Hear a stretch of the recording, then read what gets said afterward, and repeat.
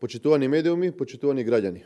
Министерството за земјоделство, шумарство и водостопанство и Агенцијата за храна и ветеринарство свесно пуштиле во промет зеленчук во кој има присуство на пестициди. Ова пред мене се доказите кои што денеска ќе ги презентирам пред македонската јавност. Денеска објавувам уште 4 извештаи за направена анализа на зеленчук пристигнат и влезен во Македонија. Имено станува збор за млад кромит и пиперка кои влегле во Република Македонија и веќе се наоѓаат на некои од пазарите ширум нашата држава.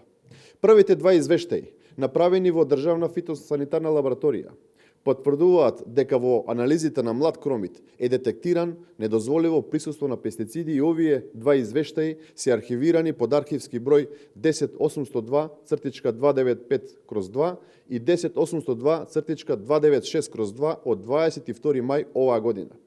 Третиот и четвртиот извештај, исто така, издаден од Државна фитосанитарна лабораторија, се однесува на анализа направена на пиперка, кој исто така е откриено недозволиво количество на остатоци од пестициди. И овие два извештаи, во интерес на вистината, се со печат на Министерството и архивирани под архивски број 10802-373/2 од 17 мај оваа година и 10802-493/2 од 26 мај исто оваа година.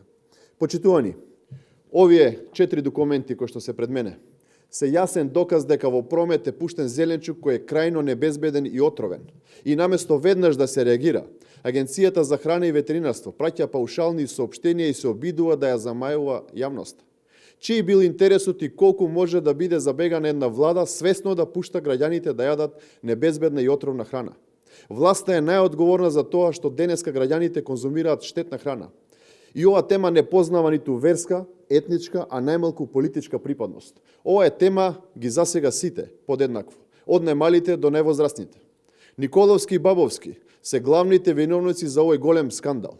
Им порачувам на Агенцијата за храна и ветеринарство и Министерството за земјоделство, наместо да демантираат, веднаш да реагираат, а Бабовски и Николовски да си поднесат неповикливи оставки од своите позиции. За ова во демократските земји паѓаат цели влади.